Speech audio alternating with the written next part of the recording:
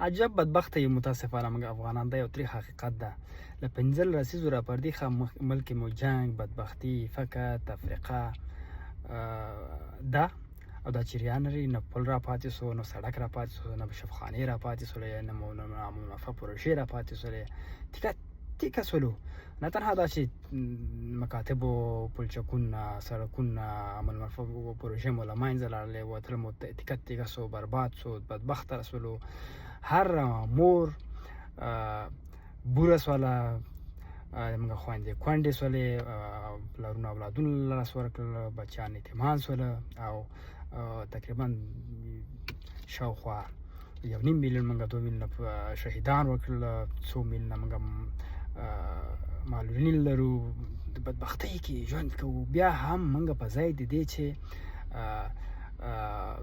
دا خپل د جنگ نه چې ځپل سوي یو، بدبخته سوي یو، دا پیام نړیوال ته ورکړو چې جنګ کې نه بربادي ده، بدبختي ده، جنګ یو ملک له بدبختي خواته وړي. صلح پیام خلکو ته ورکړو چې موږ صلح او امن پرسته خلک یو، او موږ افغانان له خپلو تجربو څخه دا باید زده کړه کړې ده چې جنګ کې د هیچا ګټه نشته ده. خو متاسفانه همیشه شعارونه ورکوو، یو طرف خپل نیسو، د چا پلو نیسو، او د جنګ طرفدار یو چې بل ملک جنګ یې موږ چکچکې ورته کوو. وروره ته باور ته په خدای کې د نړۍ په هر ګوټ کې هېڅ تاثیرات هم په افغانستان راځي. هغه که مسلمان یې که کافر یې، موږ باید نه به کافر ته باید خوشحاله شو جنګ د وژلو دی، نه انسان ته باید مسلمان ته باید خوشحاله سو. که ولو که زموږ دښمن واوسېږي، موږ باید بېطرفه اوسو، موږ په هغه موقف کې نه یو یو طرف واقع کو خپل ځان.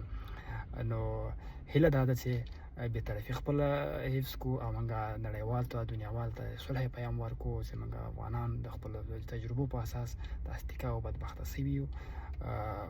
دا پیام موږ خلکو ته ورکو. هیله ده چې موږ امن پرسته واوسېږو، او نه تنها هغه څه چې خپل ملک یې صلح، ارامي او جنګ نه غواړو، نور ته باید دا هم ونه غواړو. مننه. سلام علیکم.